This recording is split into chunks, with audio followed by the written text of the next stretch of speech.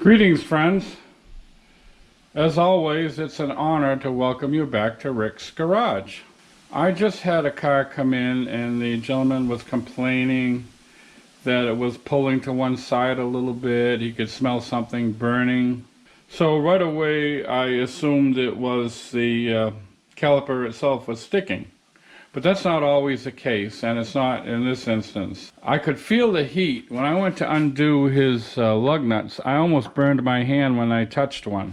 That's how much heat was being generated. What we have here is simply the pads are frozen on the carrier bracket.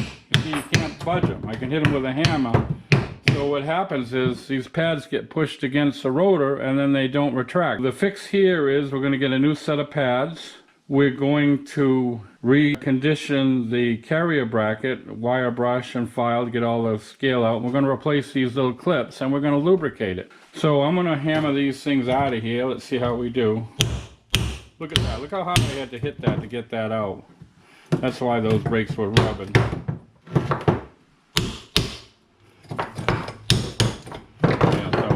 All loose. We'll get it out now. Here we go. So those are frozen in there solid, and we're gonna replace the. Oh yeah, these things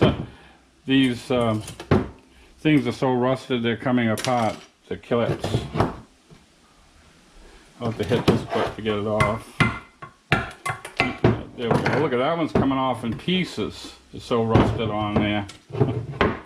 Friends, because these pads were stuck and a lot of friction was generated, it's a possibility he could have warped this rotor. So I've put my dial indicator on it and we're going to check it for runout. The standard is 1/2 inch in from the edge of the rotor. There should be no more than 2.5 thousandths total runout. So you can see I put a little dot here to mark our starting point, and I'm going to carefully rotate this rotor in quarter turns and we'll see what we have. So I'm going to move my first quarter turn right now. We're starting out on 0. Okay, we're still on 0 after moving it 1/4 turn. All right, we're going to go around another quarter turn, so we're halfway around. And it looks like we're off by 1/1000ths. All right, I'm going to move it another quarter turn. And we're off about 3/4 of a thousandth. And then we're going to return it back to where we started. And you can see it's right on 0 again. So this rotor has a total runout of exactly 1/1000ths. And as you recall, I mentioned the standard is 2.5 thousandths. So we don't have to do a thing to this rotor. It's got a nice smooth finish. I could do a skin cut on it, but why try to improve upon perfection? So we're not going to touch this rotor. We're going to leave it right where it is, just as it is. The car was brought in well before the pads went metal on metal. And evidently he brought it in long before he generated enough heat to warp the rotor. So we don't have to worry about this. We're going to work on the carrier bracket. Friends, I'm not going to show this entire job. This is pretty straightforward. I have many videos on my channel where I have replaced brakes, so I refer you to any one of those videos. All I'm going to concentrate on here is what we had to do to recondition this caliper bracket, or carrier bracket as some people call them. So the first thing I'm going to do here is remove these glide pins. They should pop right out. And we'll replace the dust boots. I've got brand new dust boots I got. They're about 10 bucks. They're well worth the expenditure. And we'll clean these up. We're going to clean out these bores and we're going to put in brand new grease. Friends, I've gone ahead and clamped the carrier bracket into my bench vise. And I'm going to use a round wire brush at the end of a drill. Now it's so very important when you're using a tool like this, make sure you have your safety glasses on. So we're going to try to clean this up as best we can with the wire brush.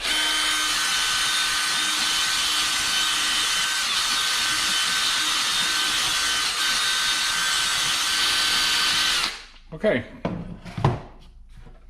now I'm going to take a small key type file and I'm going to go in there and get anything out of there that we couldn't get out with the wire brush.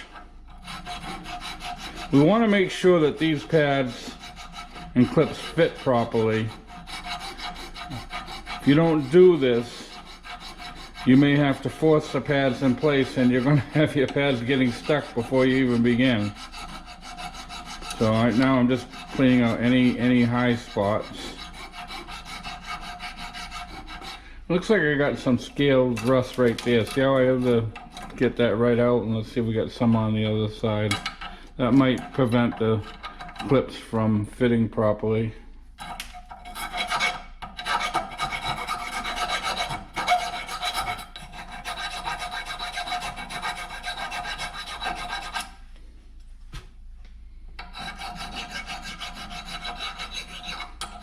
So I'm taking my time with this. Ideally, if you had a sandblaster, that would be great. The trouble with using a sandblaster, though, is it really causes things to rust up pretty quick. So you've got to lubricate it right away.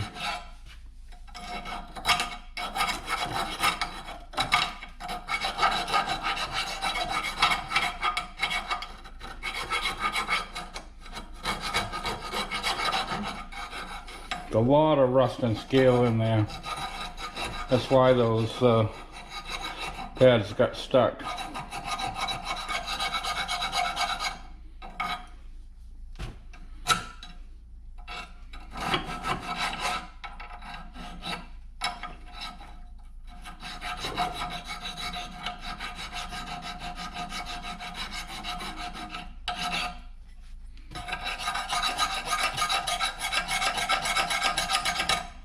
Okay, so I've got that pretty well cleaned up.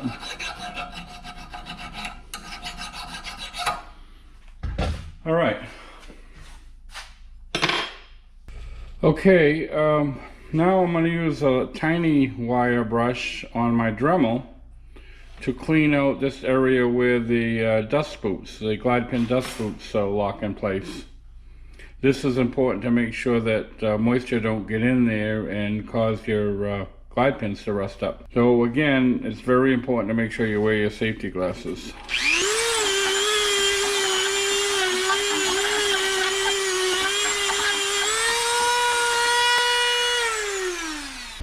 Okay friends, I'm going to try to clean out these bores where the glide pins go. I want to get all the old grease out.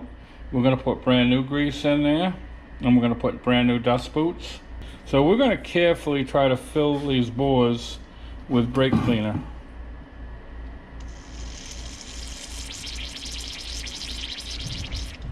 I'm going to try to put some in this one.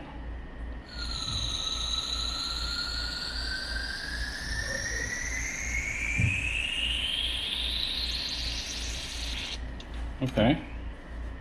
And now I'm going to take my nylon brush on a drill. Make sure you're wearing safety glasses. We're going to try to clean that out.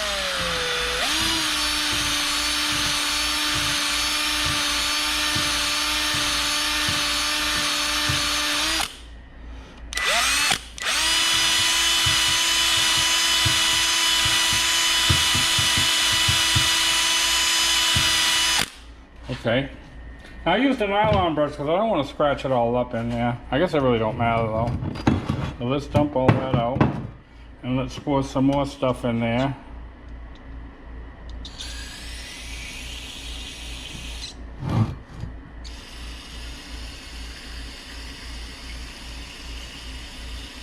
It's not making too many fumes, so it's really not all that bad. See, it's all nice and clean coming out of there now. All right, I'm going to throw the glide pins in this little container, and I'm going to fill it up with brake cleaner. See if we can clean these off a little bit. Spraying the brake cleaner directly on the glide pins. I'm actually going to try to submerge them in the brake cleaner. Whoops. Sorry about that.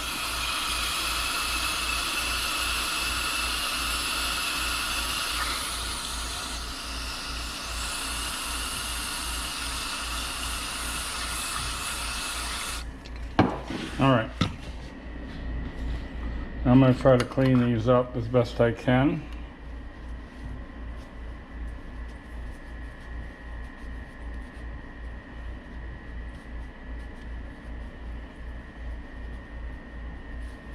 getting all the old grease off of them. It's actually pretty good. This is a this little rubber thing on the end is just a anti-rattle device. That's the only purpose it really serves, to help prevent the caliper from rattling around.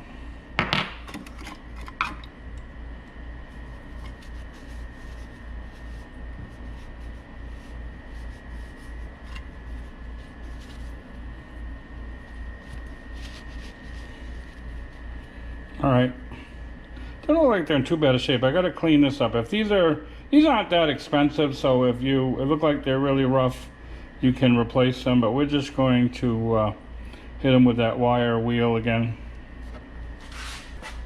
Okay friends, I've clamped this in a vise with a rag so I don't mar it all up. And much like I did on the caliper bracket, the groove where the dust boots go, I cleaned up. So I'm going to use the same tool. Make sure you have your safety glasses on.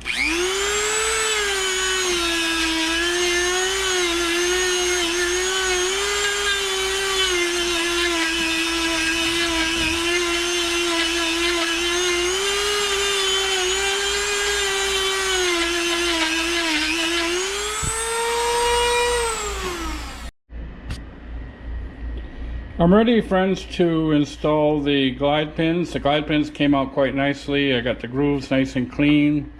The pins themselves are smooth. So we can go ahead and reuse this, and I've got my new dust boots here. So what I'm going to do is I'm going to load up these bores here with a product I call Sill Glide. This is made for this purpose. It's a lubricant for glide pins. And I'm going to load up this bore. Now you'll probably get too much in here, but it's not a big deal. I'd rather have too much than not enough. The excess will squeeze out when you put your pins in.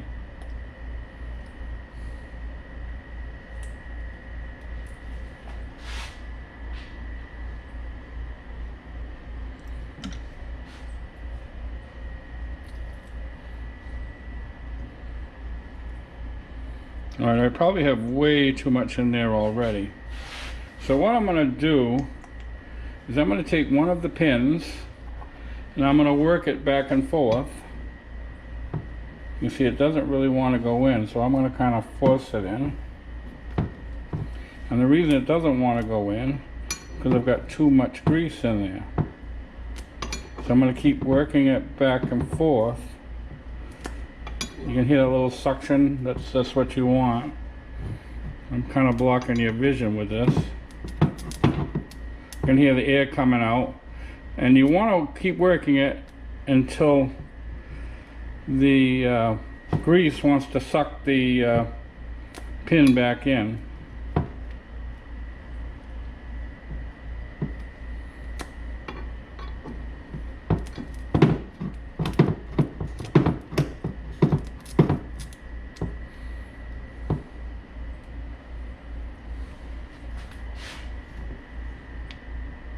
You can hear the air coming out when I'm forcing it.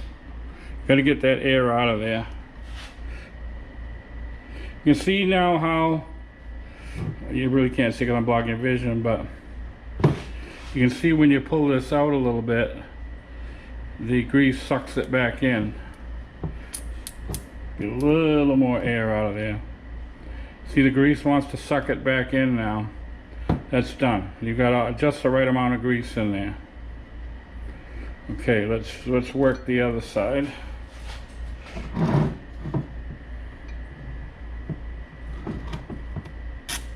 can hear the air coming out. And you see, this one worked a lot easier. You can see how the grease sucks it right back in. Alright, so we'll pull that one out. And I'm going to wipe away some of the excess grease around the outside of it.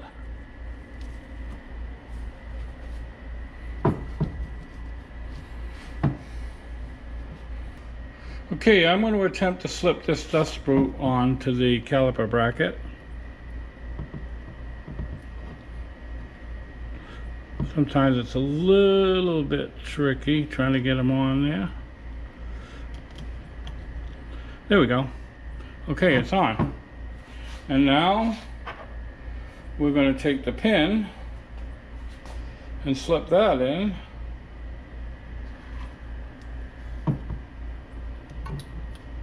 I'm going to push it in so it catches the boot, and that one's installed. And we'll get rid of some excess grease. That's installed. All right, I'm going to do exactly the same thing on the other side. Okay friends, let's see how quickly I can finish this up. We've got the new glide pins in, the boots. What you see me doing right now is I'm putting anti-seize on the locating surfaces for the abutment clips. There's varying opinions on whether this should be done or not. Some people say yes, some people say no. I've been doing it and I've been having good success with it. So that's all I'm doing, just putting anti-seize, Permatex anti-seize on this locating surface, and now we can go ahead and install the abutment clips. Just line them up and try to press them in firmly. There we go, that went in quite nicely. Okay, so now I'm going to do the exact same thing on the other side. Okay friends, I've clamped a piece of scrap wood in my vise, and what I like to do is take the carrier bracket and put it on top. It's a lot easier to install the pads this way. So what I'm going to do right now is put some caliper grease, and I'm going to put it right on the abutment clips. I'm going to put a little bit on this side, here and there. The advantage of doing it this way is you're not accidentally contaminating the rotor on the car, and it's a lot easier to install the pads standing up like this without a lift than kneeling down on the car trying to install the pads. What I'm trying to create here is what they call a loaded caliper bracket. Alright, so with that lubrication on there, we're going to try to slip these pads in.